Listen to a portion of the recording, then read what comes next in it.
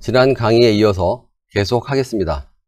이 현장에는 마그네슘이 2개가 매설되어 있는데 이 2개의 마그네슘에서 20mA의 전류가 나옵니다. 제가 16강에서 마그네슘 1개당 발생 전류가 10mA 정도라고 말씀을 드렸는데 다시 한번 보시죠. 대략적으로 마그네슘 양극 1개당 발생 전류는 10mA, 1제곱미터 방식에 필요한 방식 전류도 10mA, 이렇게 알고 계시면 크게 무리가 없습니다. 제가 중간중간에 설명을 다 할 수가 없어서 어디에 나와 있는 내용인지를 알려드리고 핵심 부분만 보여드리고 있으니까 전체 내용은 다시 한번 보시기 바랍니다. 그럼 이 현장에서 마그네슘 2개의 발생 전류가 20mA면 적당한 전류라고 볼 수 있는데, 앞 강의에서는 희생양극법에서 이 정도의 전류면 아주 큰 전류라고 했습니다. 마그네슘 전류의 의미도 정확히 이해하셔야 합니다. 희생양극법은 두 금속의 이원화 경향에 의해서 전류가 이동하는 자발적 반응입니다. 마그네슘이 철보다 이원화 경향이 크니까 전류가 이런 방향으로 흐르기는 하지만 전류의 양은 둘이 알아서 결정하는 겁니다. 어떠한 상황에서 10mA 전류가 흐른다고 가정을 해보겠습니다. 철의 노출된 면적이 어느 정도 되었을 때 마그네슘에서 10mA가 흐르고 있는 겁니다.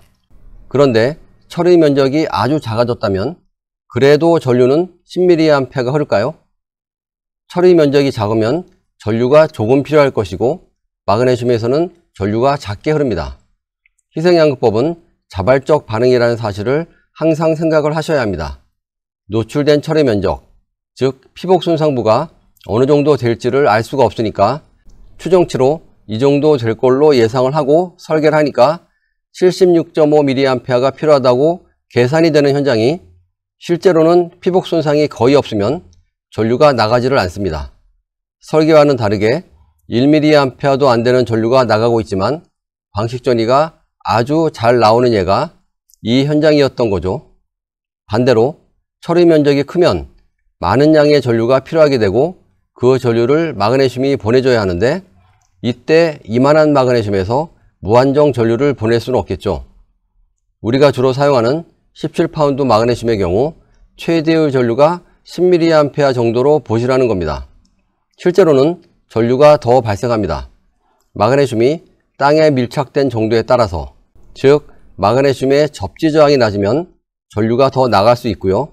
마그네슘 주변의 땅의 저항이 낮을 때에도 전류는 잘 나갑니다. 환경의 영향을 많이 받기 때문에 환경이 안 좋을 때 보수적으로 봐서 10mA 정도 생각하시면 되는 거고요. 마그네슘 하나가 20mA 넘게 나가는 경우도 많이 있고 30mA가 넘는 경우도 있습니다. 제가 지금까지 측정한 걸로 마그네슘 1개에서 50mA가 나가는 경우가 한 번 있었습니다. 아주 특이한 경우였는데 그 마그네슘도 배관의 피복이 좋아서 전류가 필요 없었다면 전류를 안 내보냈을 겁니다. 지금까지 설명한 내용으로 보면 단순 전류량으로만 봤을 때 이 현장의 20mA 전류는 좀 과하다고 볼 수 있겠죠. 하지만 이 현장의 배관의 길이와 반경이 어느 정도이고 다른 마그네슘이 충분히 있는지를 모르는 상태에서 이 전류만 가지고 판단을 하기에는 좀 이릅니다. 배관의 반경이 크고 길이가 몇 킬로미터 되는데 마그네슘이 여기에만 있다면 이 정도 전류가 나가는 게 그렇게 과하다고는 볼 수 없을 겁니다. 그렇지만 몇 킬로미터 배관에 마그네슘이 한 곳에만 있는 경우는 거의 없죠. 그래서 20mA라는 전류량만으로 문제가 될 수 있다고 봐야 하는 거고요. 그리고 이 정도의 전류량이면 IR 드롭이 어느 정도인지 확인을 하고 고려해야 합니다. IR 드롭은 생길 수밖에 없지만 그 크기가 무시할 정도인지 무시할 수 없는 정도인지를 고려하라는 거죠. 이걸 판단하려면 주변의 전위도 측정해 봐야 합니다. IR 드롭이 크지 않다면 전위가 조금 떨어지다가 안정된 값을 유지합니다. 보통은 10m 이상, 20m 정도까지 해보시면 되는데 확신이 안 서면 계속 해봐야 합니다. 이걸 끝까지 하면 CIPS가 되는 거죠. 20m까지 했을 때 별 문제가 없는 걸로 판단을 했는데 전 구간에 대해서 CIPS를 했더니 멀리 어디서 다른 금속과 접촉이 돼서 전이 불량이 나오는 경우도 있습니다. 이 영상의 경우는 판단이 쉽죠? 몇 미터 사이에서 전이가 바로 분량이 되었고 그 뒤로도 전이는 더 떨어졌습니다. 이 배관은 전체적으로 피복이 아주 안 좋은 상태입니다. 피복이 거의 없다시피 할 정도이면 이런 현상이 나타날 수가 있습니다. 피복이 갈라져서 떨어져 나갔거나 피복이 없는 다른 배관과 접촉을 하고 있으면 이런 현상이 생기는데, 이렇게 되면 전류가 멀리 못 갑니다. 전류가 멀리 가지는 못하지만 많은 양의 전류가 나오기 때문에 이 부근의 IR 드롭은 아주 커지는 거고요. 그래서 어느 정도의 전이는 나옵니다. 물론 이 전이의 많은 부분이 IR 드롭이기 때문에 배관의 분국 전이는 아니죠. IR 드롭도 마그네슘에서 멀어지면 급격하게 작아지고 가까운 거리임에도 전이는 크게 차이가 납니다. 제가 앞의 여러 강의에서 이 IR 드롭이 배관의 전이가 아니고 땅에서 전이가 차이가 나는 거라고 몇 번 강조를 했습니다. 실험으로도 보여드렸죠.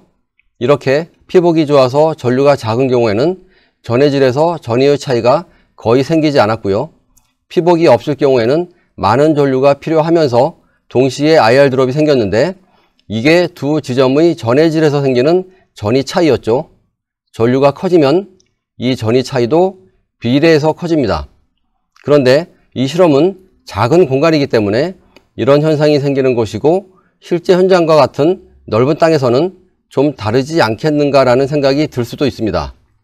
이 현장에서 두 지점의 전이 차이를 측정해 보겠습니다. 기본적으로 두 지점의 전이 차이는 없어야 합니다. 전이 차이가 있다는 것은 전류가 흐른다는 것이고, 아무것도 없는 땅에서 전류가 그냥 흐를 수는 없겠죠. 부식과 방식 8강에서 간단하게 언급을 했는데, 지전류가 있어서 조금은 흐릅니다. 그리고 다른 배관의 전기방식 시설에 의해서 흐르기도 하고, 특히 지하철이 다니는 대도시에는 꽤 많은 전류가 흐르는 지역도 있습니다. 이런 걸 통틀어서 스트레이 커런트라고 하죠. 이런 전류로 인해서 어느 정도 전이 차이가 나는 지역도 있습니다. 약간의 차이는 무시하고 측정을 해보겠습니다. 약 3m 정도 되는 거리에서 두 지점 사이의 전이 차이를 측정하고 있습니다. 지금은 배관과는 상관이 없는 땅의 전이 차이를 측정하고 있는 겁니다. 피복 손상 탐측을 하는 DCVG와 같은 원리입니다. 플러스 18mV의 차이가 납니다. 여기서도 플러스 마이너스 부호가 중요한데, 멀티 테스트하기 위해서 검정색 측정선인 컴 단자가 기준입니다. 전이 측정을 할 때 기준이 되는 전극을 여기에 연결하죠. 그럼 여기서는 이 지점이 기준이 되는 겁니다. 이 지점을 기준으로 했을 때 여기가 플러스 17mV의 전이를 갖고 있다는 거니까 전류는 이렇게 흐르고 있는 겁니다. 전류의 방향도 중요하니까 이 개념을 잘 이해하시기 바랍니다. 그렇지만 이 정도의 전이 차이는 무시할 수 있습니다. 전극을 아주 가까이 놓아 보겠습니다. 이번에는 마이너스 6mV의 차이가 나는데, 여기서는 전류가 이렇게 흐르고 있다는 거죠. 이 정도의 전류는 방향과 관계없이 무시하시기 바랍니다. 다른 배관이 함께 매설되어 있는 도심지에서는 플러스 마이너스 부호와 상관없이 몇십 mV 정도의 차이는 스트레이 커런트에 의한 차이라고 보시고 무시하셔도 됩니다. 100mV 이상 되면 그때에는 의미 있는 전이 차이라고 볼 수 있습니다. 아주 가까이에 놓았을 때 마이너스 3mV의 차이가 나는데, 여기서 한 가지 추가로 말씀드리면 기준 전극을 캘리브레이션 할 때 이렇게 합니다. 두 개의 기준 전극이 똑같아야 하기 때문에 이렇게 가까이 놓고 전이 차이를 측정하면 0이 나와야죠.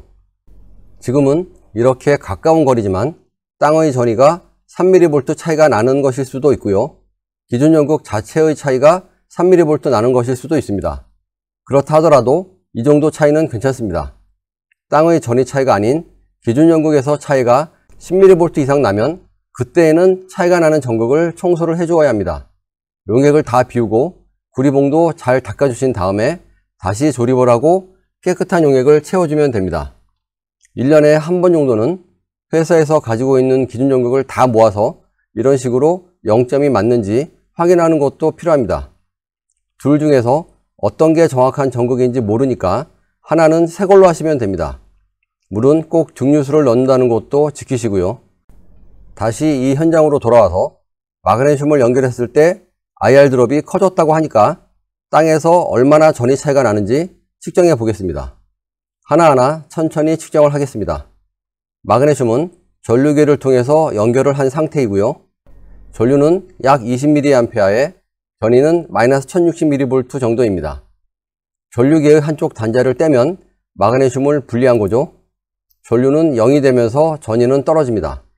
전위가 조금씩 더 떨어지는 현상은 소극, 디폴라리제이션입니다.